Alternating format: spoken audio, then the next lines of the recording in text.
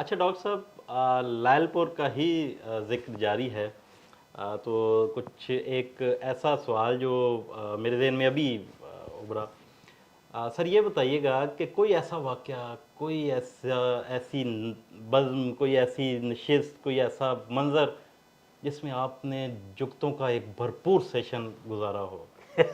سر اس بارے میں دیکھیے، سب سے پہلے تو میں اس میں نا ایک تھوڑا سا مغالطہ ہے، وہ میں اس کی درستگی چاہتا ہوں، آج مجھے موقع مل گیا ہے۔ جی بسم اللہ۔ یہ جو ہمارے شہر لائل پور کو، ضلع لائل پور کو ضلع جگت جو سمجھتے ہیں نا جو لوگ، ان کو اپنی تھوڑی سی تصحیح کرنی چاہیے۔ یہ بات بالکل ٹھیک ہے، وہاں کی آب و ہوا جو ہے وہ جگت بازی کو اور فکر بازی کو ترویج دیتی ہے، ٹھیک ہے جی۔ وہاں تقریباً ہر شخص جو ہے وہ شگفتہ بیانی کرتا ہے، میں یہ کہوں گا۔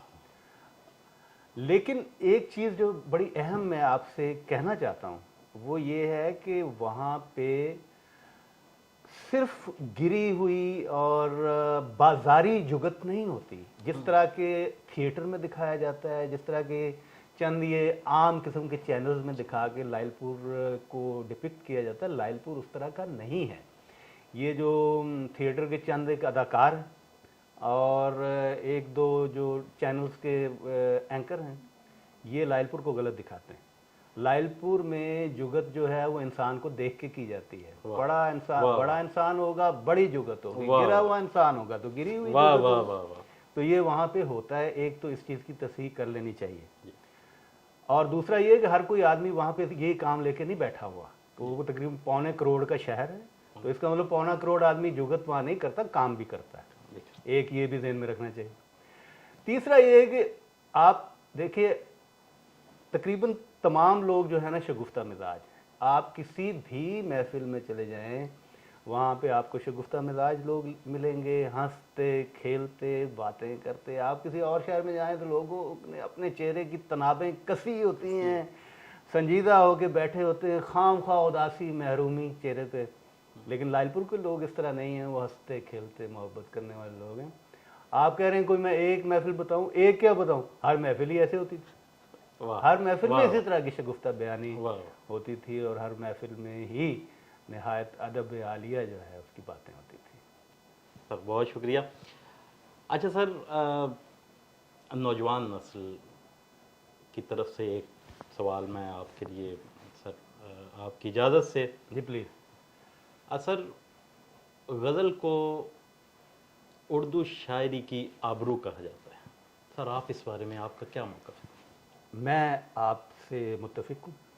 دیکھیے، بنیادی طور پہ میں ایک نظم کا طالب علم ہوں، میں نظم گو شاعر ہوں، میری ساری کتابیں جو ہیں وہ نظم کی ہیں۔ لیکن آپ کو یہ جان کے شاید خوشگوار حیرت ہو کہ میں بنیادی طور پہ میری تعلیم غزل کی ہے، اور یہ میرے جو نظم نگار دوست احباب ہیں وہ اس کو بڑی حیرت اور شک کی نظر سے دیکھتے ہیں اور کہتے ہیں کہ یہ کیا بات ہے، کیونکہ عموماً یہ سمجھا جاتا ہے کہ نظم اور غزل جو ہیں یہ الگ الگ میدان ہیں، ان کے درمیان ایک حد فاصل جو ہے نا وہ قائم ہے، جس کو آپ سمجھ لیں جیسے کہتے ہیں واٹر ٹائٹ کمپارٹمنٹس ہیں، اور اس میں ایک لائن آف کلیویج ہے۔ ایسی بات نہیں ہے، کوئی ایسی بات نہیں ہے، میرے نزدیک نہیں ہے۔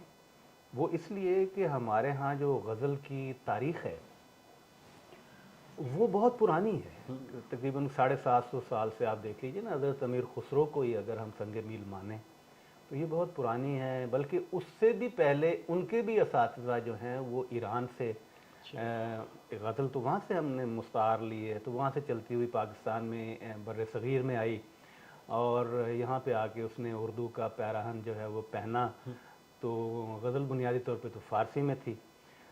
تو غزل جو ہے وہ میرے خیال میں اردو شاعری کے ماتھے کا جھومر ہے، یہ سب سے شاندار صنف سخن ہے، اور میں اس چیز کو یقین رکھتا ہوں، یہ بات میں نے بارہا کہی ہے، دہراتا ہوں آج آپ کے سامنے، کہ اچھی نظم لکھنے کے لیے ضروری ہے کہ آپ کے پاس غزل کی تعلیم ہو، غزل کے دروازے سے آپ داخل ہوں گے تو نظم کے آنگن میں آئیں گے.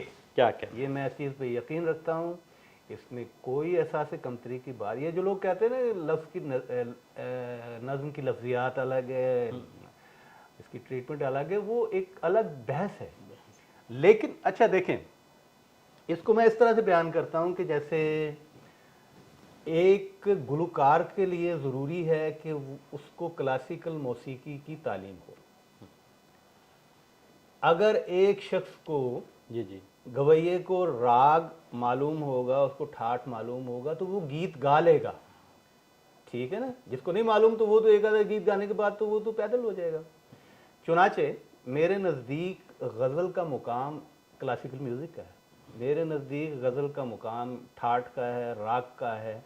اور اس راگ راگنی اور ٹھاٹ میں سے جو چیز نکلتی ہے وہ نظم ہے. نظم کو آپ گیت کہہ لیجیے, نغمہ کہہ لیں. اور یہ میں اس لیے کہہ رہا ہوں کہ ہمارے ہاں نظم کی جو تاریخ ہے وہ بہت زیادہ پرانی نہیں ہے. جو جدید نظم ہے وہ تو 100 سال پرانی ہے.